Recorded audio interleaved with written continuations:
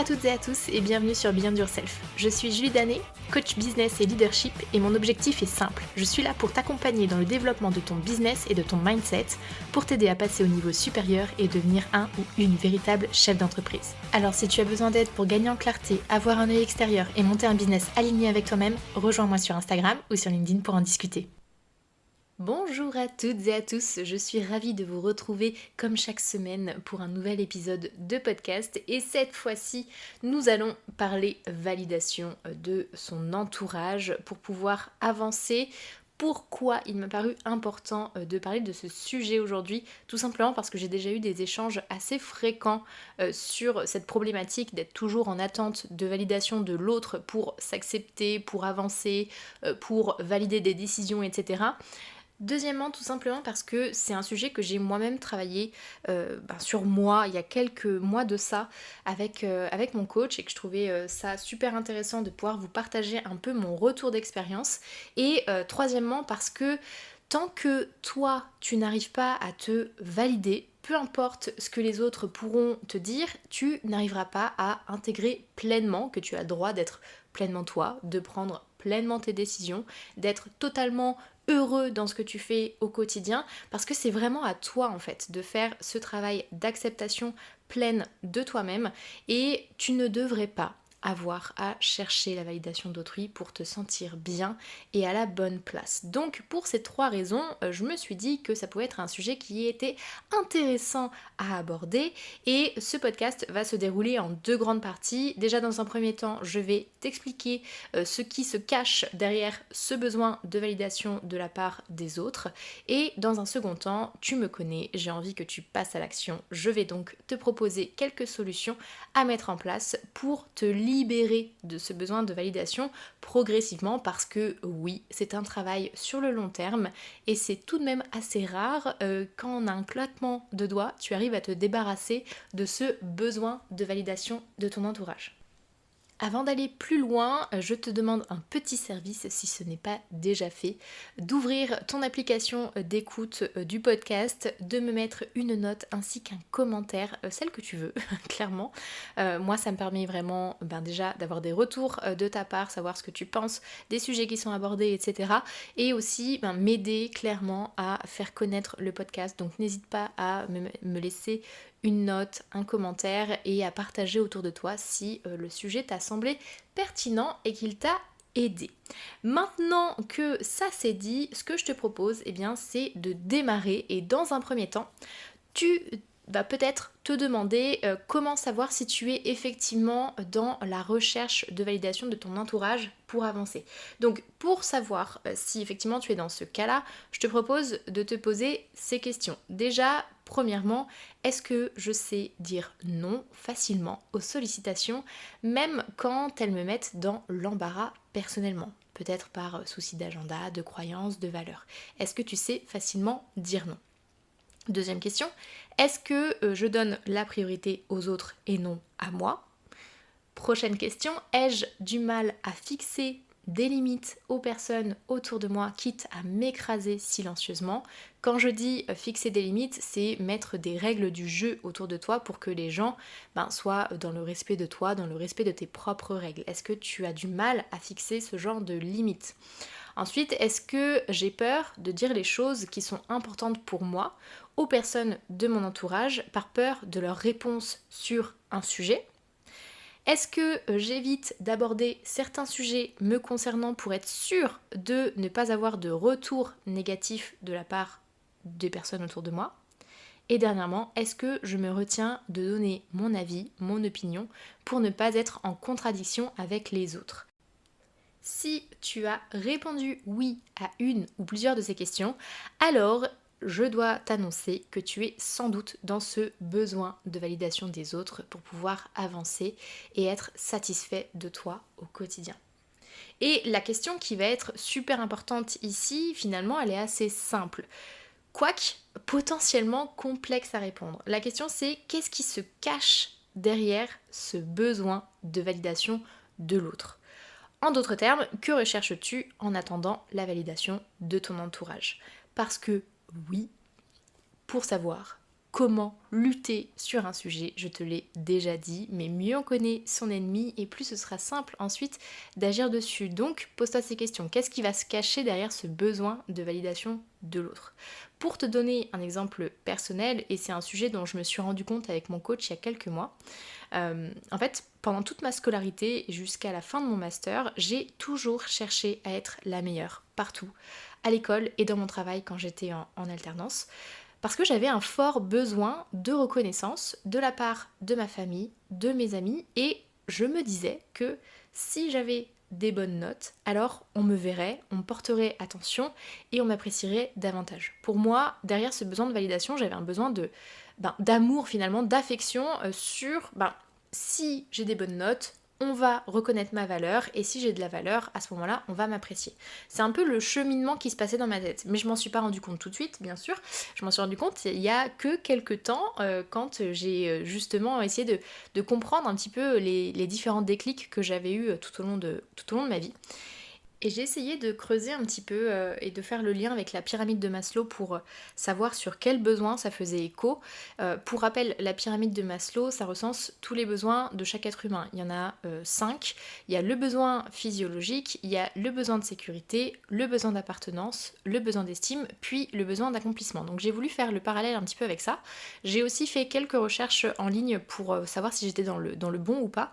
Et en fait, ce qui est ressorti en ligne, c'est que le besoin de validation était surtout un besoin de reconnaissance. Mais quand moi j'ai fait mes réflexions, je me suis rendu compte aussi que ce besoin de validation pouvait être un besoin d'appartenance. Et effectivement, avoir la validation de ton entourage, ça va faire partie du besoin d'appartenance quand tu ressens ce besoin d'avoir de l'affection et de l'amour et que tu as cette peur du rejet de la part des autres. Tu vas avoir besoin d'appartenir à un groupe d'amis, un groupe de famille, à une bande de collègues, et alors tu vas chercher à tout prix leur validation. Et avoir la validation de ton entourage, ça va aussi faire effectivement partie du besoin de reconnaissance quand tu souhaites que tes efforts et tes accomplissements de ton quotidien soient appréciés et reconnus par les autres. Et en soi, ces deux besoins sont totalement naturels, il n'y a rien d'alarmant là-dedans, mais c'est quand tu leur donnes une importance vraiment centrale dans ta vie et quand tu es dans leur recherche permanente que là, ça devient un handicap, une obsession et ça devient une vraie condition à ton bien-être et que tu vas être dans le besoin permanent d'avoir cette validation des autres pour te valider toi en tant que personne à part entière. Ici, tu vas être vraiment dans l'attente permanente qu'on te donne un signe positif sur ta personne pour être satisfait ou satisfaite d'être là et d'exister. Et si tu n'obtiens pas ce que tu souhaites, tu finiras par ressentir des choses négatives envers toi-même et envers les autres, que ce soit de la colère, de la tristesse, de la peur, des conflits, etc., etc. Et il faut que tu saches que le besoin de validation ne sera peut-être pas présent dans tous tes domaines de vie. Certains vont par exemple le ressentir davantage en amour, d'autres en amitié ou bien même encore au travail. Et pour que tu puisses mettre en lumière ce qui se cache derrière ce besoin de validation, il va vraiment falloir que tu sois totalement honnête avec toi-même et que tu fasses preuve sans doute aussi de vulnérabilité et d'accepter tout ça. Donc c'est un travail qui est pas si simple, je le sais bien, mais c'est totalement faisable et je vais te donner quelques pistes de réflexion pour que tu puisses avancer là-dessus. Et sache que c'est totalement normal de ressentir peut-être de la gêne ou de la honte, mais n'oublie pas que tu n'es pas là pour te juger et pour t'auto-flageller. Au contraire, tu es là pour avancer et te sentir mieux par la suite. Donc pour contrer ça, moi ce que je te propose, deuxième partie de cet épisode, on va essayer de passer à l'action sur le sujet. Déjà, dans un premier temps, reconnais et accepte les peurs et les croyances qui se cachent derrière ce besoin de validation des autres. Qu'est-ce que cela t'apporte, cette validation? Pourquoi tu cherches ça? Quelles sont les sensations? Quelles sont les émotions que tu ressens quand c'est le cas? Et quand ce n'est pas le cas, qu'est-ce qui se passe en toi? Quels sont les sentiments qui vont ressortir? Les origines de ce besoin de validation sont vraiment propres à chacun et c'est en identifiant ce qui se passe en toi que tu arriveras le mieux à lutter contre ça.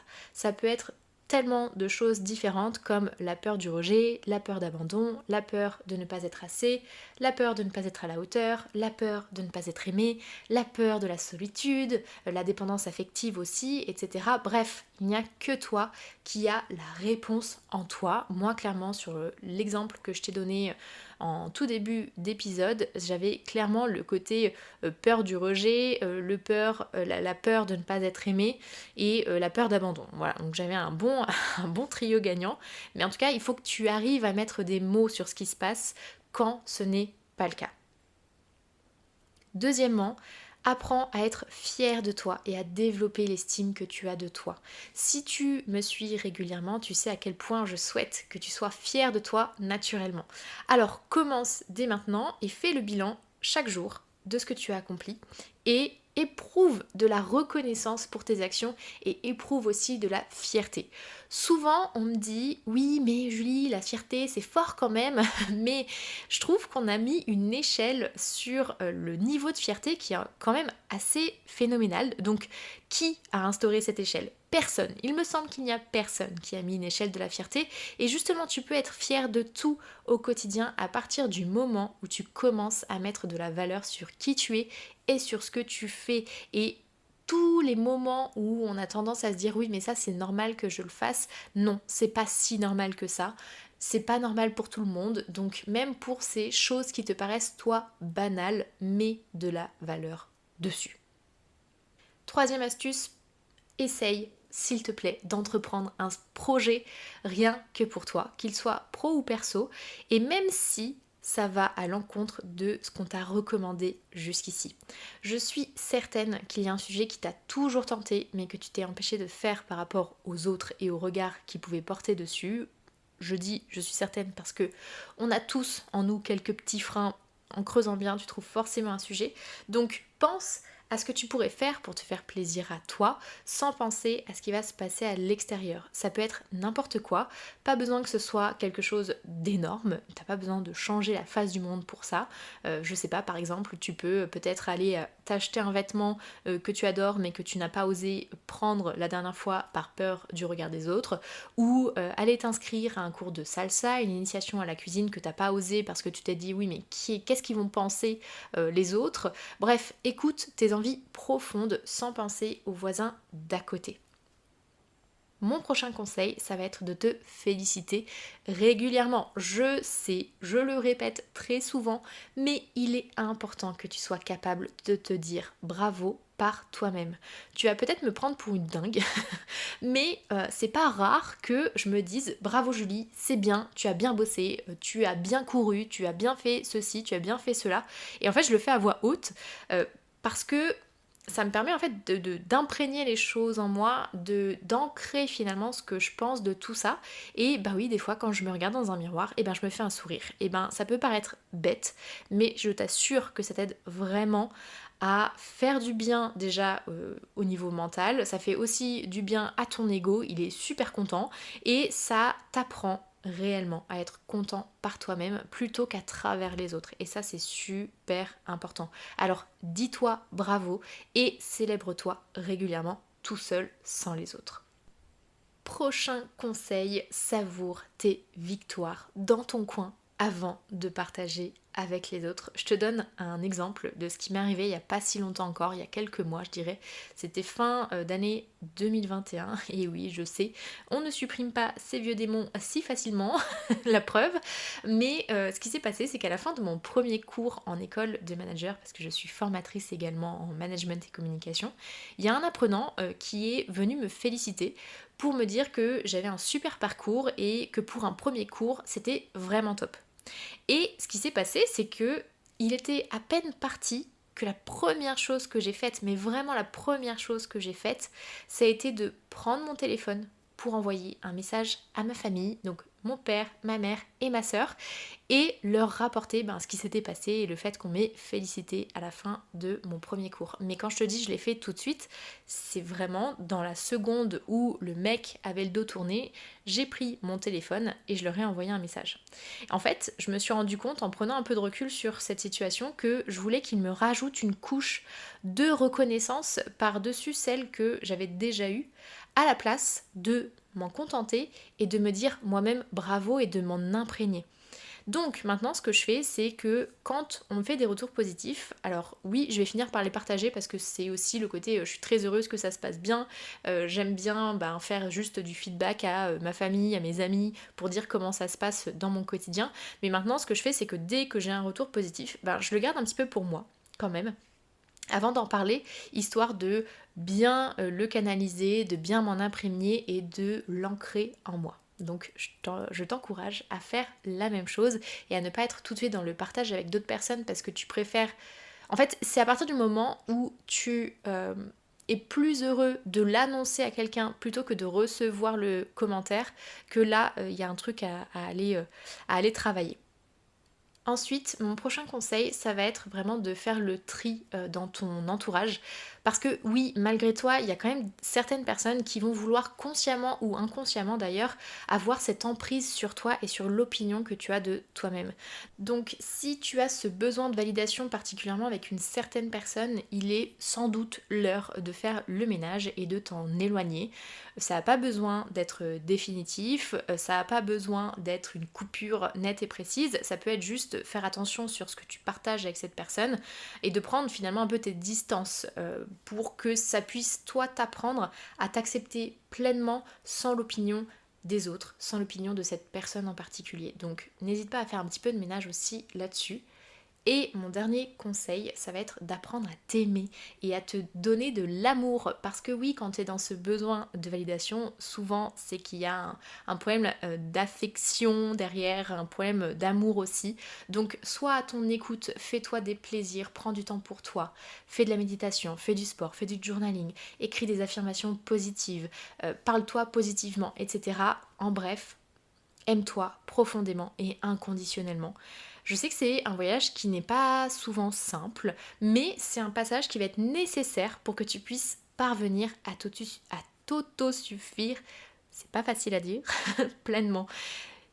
Garde en tête que tu es assez et que tu n'as pas besoin des autres pour te le prouver. Clairement pas. C'est quelque chose que tu dois faire par toi-même, pour toi-même et développer cette affection et cet amour que tu as pour ta propre personne. Voilà, j'espère que ce podcast t'aura plu. J'ai pris beaucoup de plaisir à écrire le script de ce podcast, tout simplement parce que c'est quelque chose qui me touche particulièrement de par ma propre histoire, de par l'histoire de certaines des personnes de mon entourage et aussi par rapport à tout ce qu'on me raconte au quotidien, que ce soit sur mes clients, que ce soit des personnes avec qui j'échange un peu au quotidien sur Instagram, etc. Donc pour moi, ça me paraissait vraiment essentiel d'aborder ce sujet. J'espère que ça t'aura parlé, j'espère que ça t'aura permis d'avoir des déclics et de pouvoir te dire ok, je vais commencer à agir dans ce sens pour que les choses puissent changer. N'oublie pas que tout ce que tu fais dans ton quotidien, toutes les actions que tu vas commencer à entreprendre vont être là pour te faire avancer. Il n'y a pas de petites actions, donc prends le taureau par les cornes, commence quelque part. Et tu verras que ça deviendra de plus en plus facile parce que tu vas te mettre en mouvement et qu'une fois que le mouvement est mis en place, la machine elle avance toute seule et ça développe vraiment des belles choses par la suite. Donc j'espère que ça aura pu t'aider et si jamais tu ressens ce besoin de te faire accompagner pour justement peut-être avoir un petit coup d'accélérateur, comme je te l'ai dit, moi j'ai eu vraiment des gros déclics sur ce sujet-là grâce à un coach. Donc si jamais tu as envie de t'entourer pour justement traiter notamment cette problématique, viens m'en parler. Tu peux soit me contacter sur LinkedIn ou sur Instagram en message privé, je serai ravie de pouvoir discuter avec toi. Ou alors tu peux directement réserver un appel découverte, c'est totalement gratuit. On passe une demi-heure, voire une heure parfois ensemble, on parle un petit peu de toi, de ce que tu as envie de faire, de tes projets, etc. Et on voit si on peut travailler ensemble par la suite. Voilà, tu as tous les outils en main et en toi en tout cas pour avancer. Je te souhaite une très belle journée, une très belle semaine, une très belle je ne sais quoi, à quel moment tu m'écoutes. Dans tous les cas, je t'envoie plein de force, plein de courage et je te dis à très vite pour un nouvel épisode. Ciao!